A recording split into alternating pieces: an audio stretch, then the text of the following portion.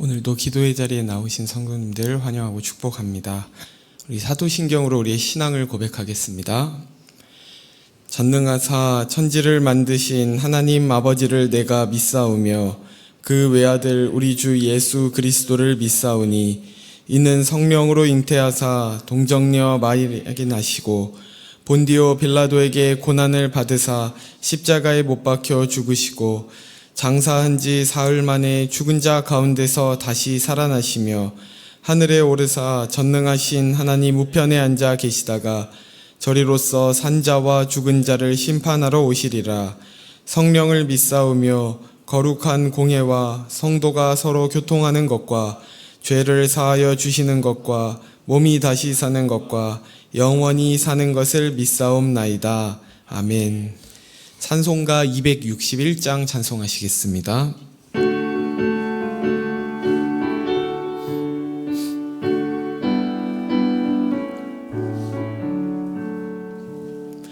이 세상의 모든 죄를 맑히시는 주의 보혈, 성자 예수 그 귀한 피 찬송하고 찬송하세. 주님 앞을 멀리 떠나 길을 잃고 헤맬 때에 나의 뒤를 따라오사 친히 구원하셨도다. 흰 눈보다 더 흰 눈보다 더 주의 흘리신 보혈로 희게 씻어주옵소서. 가시관을 쓰셨으니 피로 얼굴 물드셨고 십자가의 모진 고통 나를 위해 당하셨네. 말로 형용할 수 없는 구세주의 구속하심, 그 은혜와 크신 사랑 찬송하고 찬송하세. 흰 눈보다 더 흰 눈보다 더 주의 흘리신 보혈로 희게 씻어주옵소서. 아버지를 멀리 떠나 바른 길을 저버리고 여러 가지 죄악으로 주홍같이 되었으니 물 같은 것 가지고는 씻을 수가 아주 없네. 주여 귀한 보배 피로 날 정경결케 하옵소서. 흰 눈보다 더 흰 눈보다 더 주의 흘리신 보혈로 희게 씻어주옵소서.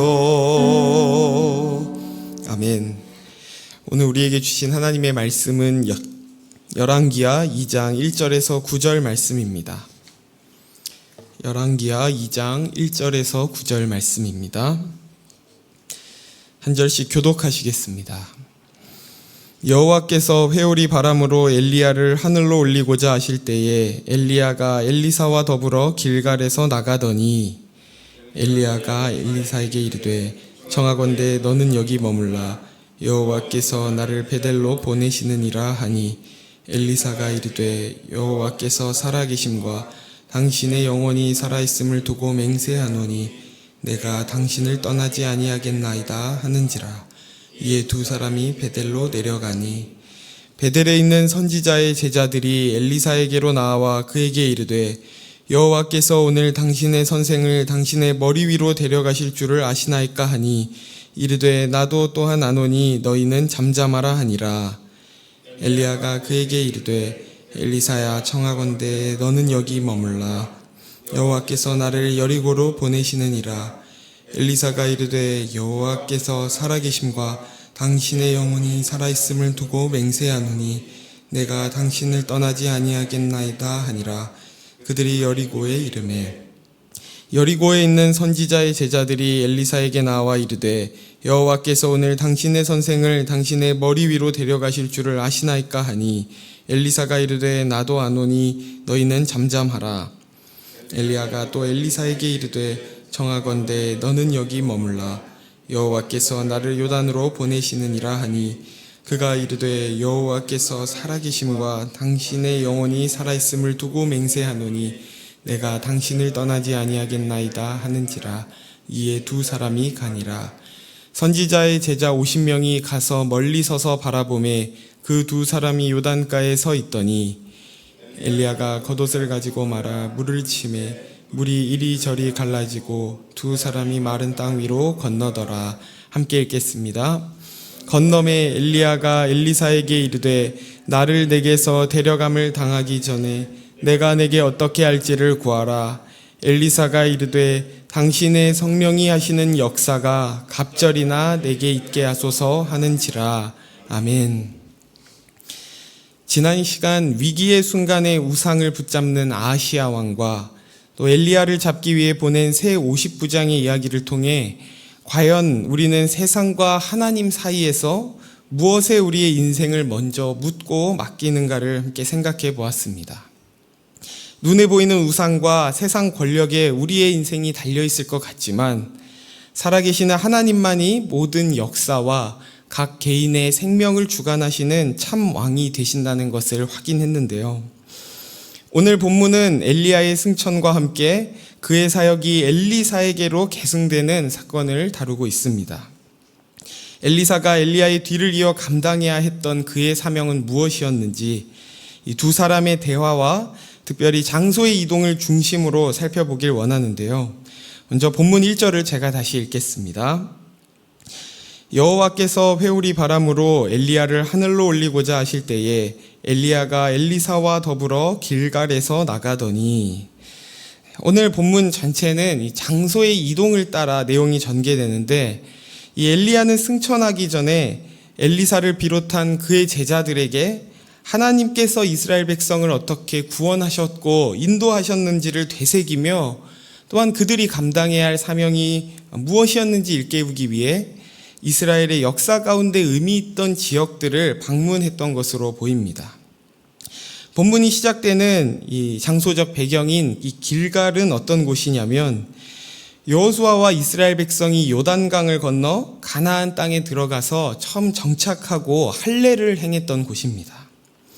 이 할례를 행한다는 것은 더 이상 그들이 애굽의 종이 아니라 하나님의 백성이라는 이 정체성을 확인하고 인치는 행위였는데요. 이 굴러가다라는 의미를 가진 이 길갈의 이름처럼 이제 애굽의 수치가 지나가고 그들에게 하나님의 은혜의 통치가 임할 것이라는 의미가 담긴 지역이었습니다. 엘리사는 하나님을 잊어버린 이 이스라엘 백성들에게 다시금 하나님께서 행하신 그 구원의 역사를 선포하고 하나님의 백성이라는 정체성을 회복시켜야 하는 사명을 이어가야 했던 것입니다. 그리고 그 길갈에서 이제 베델로 이동하는데요. 우리 2절을 함께 읽겠습니다. 엘리야가 엘리사에게 이르되 청하건대 너는 여기 머물라. 여호와께서 나를 베델로 보내시느니라 하니 엘리사가 이르되 여호와께서 살아계심과 당신의 영혼이 살아있음을 두고 맹세하노니 내가 당신을 떠나지 아니하겠나이다 하는지라. 이에 두 사람이 베델로 내려가니, 베델은 원래 야곱이 형 에서를 속이고 하란으로 도망치다가 깊은 밤 홀로 하나님을 만났던 곳입니다. 그래서 하나님이 거하시는 하나님의 집이라는 이 의미를 갖게 된 곳인데요. 그런데 이 하나님을 만나고 또 하나님을 예배해야 하는 그곳에서 이 여로보암 때 금송아지를 세우고 또 하나님께서 정한 절기를 자기 마음대로 바꾸는 죄악을 저지르게 됩니다. 더 이상 베델은 그 이름의 뜻처럼 하나님의 집이 아니게 된 것이죠. 엘리사는 그곳의 본래 이름처럼 하나님이 임재하시고 하나님을 만나는 하나님의 집으로 다시 회복시켜야 하는 사명을 감당해야 했습니다. 또 4절에는 다른 지역으로 이동하게 되는데 제가 읽겠습니다. 엘리야가 그에게 이르되 엘리사야 청하건대 너는 여기 머물라 여호와께서 나를 여리고로 보내시느니라. 엘리사가 이르되 여호와께서 살아계심과 당신의 영혼이 살아있음을 두고 맹세하노니 내가 당신을 떠나지 아니하겠나이다 하니라. 그들이 여리고에 이르매. 길갈에서 베델로 또 베델에서 여리고로 이동합니다. 이 여리고는 가나안에 입성하고 첫 번째로 함락한 성이었죠. 출애굽한 이스라엘은 이 광야의 시절 끝에 가나안에 들어가 그 땅에 살고 있던 여러 강한 민족들과 정복 전쟁을 펼쳐야 했는데 그들이 처음 마주한 이 여리고성을 하나님께서 놀라운 방식으로 무너뜨리게 하셨던 곳입니다. 그래서 여리고는 하나님께서 이스라엘과 함께 하시며 궁극적으로 약속의 땅 가나안을 모두 정복하게 하실 것을 예표적으로 보여준 의미 있는 지역이었습니다. 하나님께서는 엘리사로 그곳을 방문하게 하셔서 이스라엘과 함께 하심으로 승리하게 하셨던 역사를 돌아보며 어둡고 막막한 시대 가운데 하나님께서 승리를 주시며 그 언약을 성취하실 것을 가슴에 새겨 선지적 사명을 감당하게 하시길 원하셨습니다. 마지막으로 한 번 더 장소를 이동하는데요. 6절 말씀을 제가 다시 읽겠습니다. 엘리야가 또 엘리사에게 이르되 청하건대 너는 여기 머물라 여호와께서 나를 요단으로 보내시느니라 하니 그가 이르되 여호와께서 살아계심과 당신의 영혼이 살아있음을 두고 맹세하노니 내가 당신을 떠나지 아니하겠나이다 하는지라. 이에 두 사람이 가니라. 마지막으로 엘리야와 엘리사는 요단으로 이동합니다. 이 요단은 잘 아시는 것처럼 이 가나안에 들어가기 위한 마지막 관문으로 홍해를 갈라 애굽에서 이스라엘을 건지셨던 것처럼 이 요단을 건너게 하심으로 가나안 땅에 들어가게 하시는 이 구원의 약속을 성취하는 그 하나님이심을 경험했던 장소였습니다. 함께 살펴본 지역들 길갈 또 베델 여리고 요단을 지나면서 하나님께서는 이스라엘 백성을 구원하신 그 역사를 그들 마음에 새기고 또 하나님을 잊어버리고 우상을 섬기는 이 타락한 시대 가운데 엘리사가 감당해야 하는 사명이 무엇인지 마음에 새기는 그 과정을 밟게 하십니다. 이 시간 우리 삶에 하나님께서 때마다 베푸신 구원의 역사 또 은혜의 순간들을 돌아보며 기억하기를 원합니다. 그리고 바로 그 역사와 그 순간들이 오늘 우리가 다시금 회복해야 할 사명의 자리인 줄 믿습니다. 그리고 만일 지금까지 우리를 인도하신 그 하나님을 잊어버리고 그래서 하나님의 백성이라는 정체성을 놓치고 또 다른 우상을 세우며 견고해 보이는 세상 앞에서 두려워하며 위축되어 있었다면 다시금 우리를 구원하시고 인도하신 하나님의 통치와 주권이 우리 삶에 회복되기를 주의 이름으로 소원합니다. 지금까지 장소의 이동과 그 의미를 따라 엘리사가 감당해야 하는 사명이 무엇이었는지 살펴보았는데요. 그렇게 지역을 이동할 때마다 이 2절과 4절과 6절에 동일하게 엘리야와 엘리사가 주고받는 대화의 내용이 있었습니다. 우리 다시 한번 6절을 함께 읽겠습니다. 엘리야가 또 엘리사에게 이르되 청하건대 너는 여기 머물라 여호와께서 나를 요단으로 보내시느니라 하니 그가 이르되 여호와께서 살아계심과 당신의 영혼이 살아있음을 두고 맹세하노니 내가 당신을 떠나지 아니하겠나이다 하는지라. 이에 두 사람이 가니라. 엘리야는 지역을 이동할 때마다 엘리사에게 너는 여기 머물라 라고 반복해서 이야기합니다. 왜 엘리야는 엘리사에게 자신을 쫓아오지 말고 계속해서 그 자리에 머물라고 했던 것일까요? 엘리야의 생애를 돌아보면 결코 그는 쉽지 않은 인생을 살았습니다. 우리는 엘리야가 행한 놀라운 일들이 더 우리의 기억 속에 선명하게 남아있지만 그는 모두가 하나님을 잊어버린 이 우상의 시대 가운데 고독한 선지자라는 별명처럼 늘 혼자였고 목숨의 위협 앞에서 도망다니는 인생을 살았던 선지자였습니다. 그런 자신의 뒤를 이어 더욱더 악해지고 어두워져가는 시대 가운데 이 하나님의 뜻을 드러내는 이 선지자적 사역을 감당한다는 것은 결코 누군가의 강요로 된다거나 자신이 누리고 있던 것들을 포기하지 않고는 갈 수 없는 길이라는 것을 확인하고 시험하기 위해 계속해서 이 엘리사에게 남으라고 했던 것입니다. 그러나 엘리사는 머물라는 엘리야의 말에 한결같이 내가 당신을 떠나지 아니하겠다고 고백합니다. 앞으로 그가 가야 할 길이 얼마나 험난한지, 그리고 자신이 따르는 이 엘리야 역시 곧 승천할 것을 알고 있었지만 그럼에도 그는 엘리야가 섬겼던 그 하나님께 자신의 삶을 의탁하고 선지자적 사명의 길을 가겠다는데 분명한 뜻을 품고 있었습니다. 오늘날 하나님의 사람으로 부름받은 저와 여러분에게도 이런 엘리사와 같은 고백이 있기를 소원합니다. 죄로 가득한 이 세상을 역행하며 하나님의 나라와 그 의를 드러내는 자들로 산다는 것은 누군가의 강요로나 혹은 내가 세상에서 누릴 수 있는 것들을 다 누리면서 갈 수 있는 길이 아니라고 성경은 말씀합니다.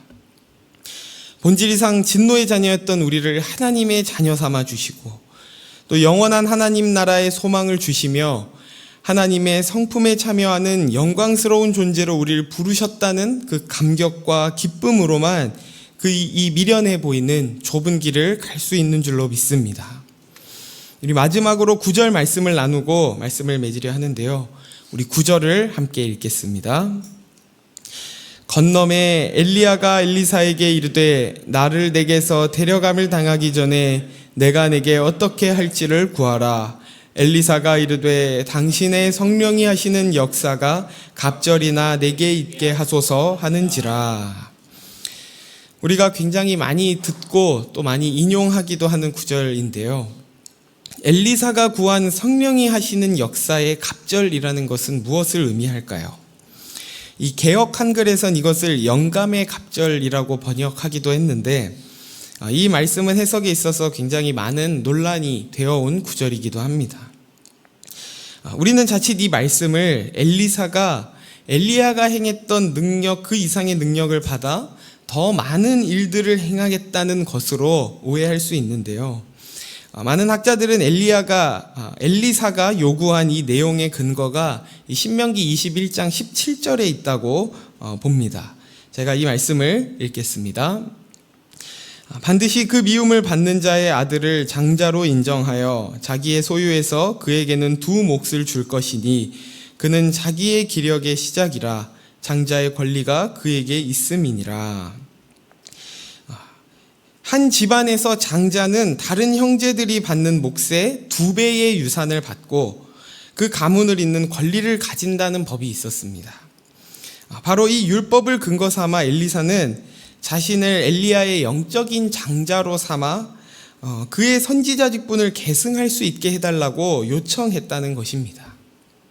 그래서 엘리사의 요구는 엘리야보다 더 많은 능력을 행하고 싶다는 어떤 욕심이나 열정에서 나온 것이 아니라 스승이 가진 영적인 권위를 부여받아 스승이 걸어간 선지자의 길을 자신도 걸어가기 원한다는 그 의지를 표현한 것입니다.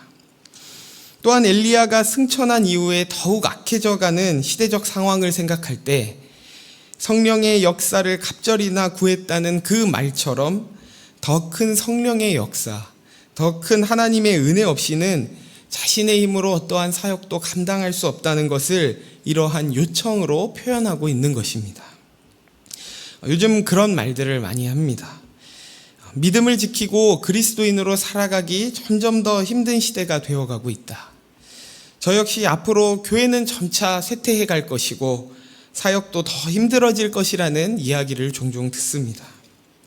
물론 맞는 이야기일 수 있지만 엘리야의 뒤를 이은 엘리사에게 갑절의 영감으로 또 갑절의 은혜로 그의 사역을 감당하게 하신 것처럼 그 동일한 하나님께서 마지막 때를 살아가는 저와 여러분에게도 갑절의 은혜와 갑절의 성령의 역사로 우리를 부르신 이 시대와 사명을 능히 감당하게 하실 줄 믿습니다.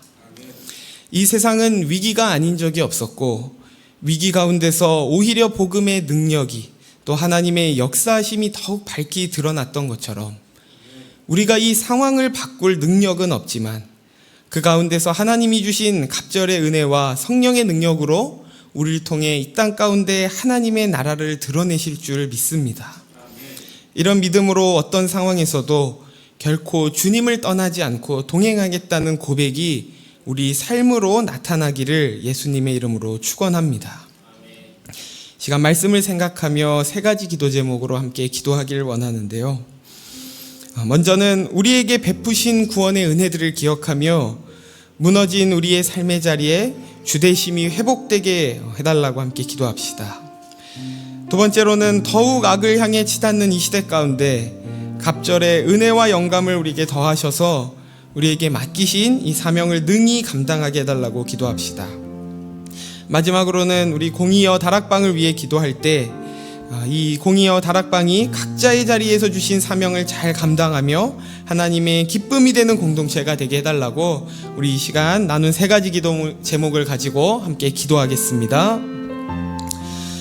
하나님 아버지 감사합니다. 오늘도 우리를 이 자리에 불러주셔서 하나님의 말씀을 듣게 하시고 주님 앞에 기도로 나아가게 하시니 감사합니다. 하나님 이 시간 우리에게 우리 삶에 베푸셨던 그 구원의 은혜들을 그 구원의 순간들을 되새기며 기억하길 원합니다. 그리하여 우리 가운데 무너진 그 삶의 자리에 하나님을 다시 그 중심에 세워드리고 삶의 주대심이 회복되게 하여 주옵소서. 또한 더욱더 악을 향해 치닫는 시대 가운데 우리가 눈에 보이는 그 상황을 바라보고 우리의 예측과 우리의 계획을 따라 사는 것이 아니라 그 우리에게 허락하신 부르신 그 삶의 자리에서 갑절의 은혜와 갑절의 영감을 구할 때 하나님께서 우리에게 맡기신 그 삶의 자리를 능히 감당하게 하실 줄을 믿고 담대히 나아가는 우리가 되게 하여 주옵소서. 또한 공의와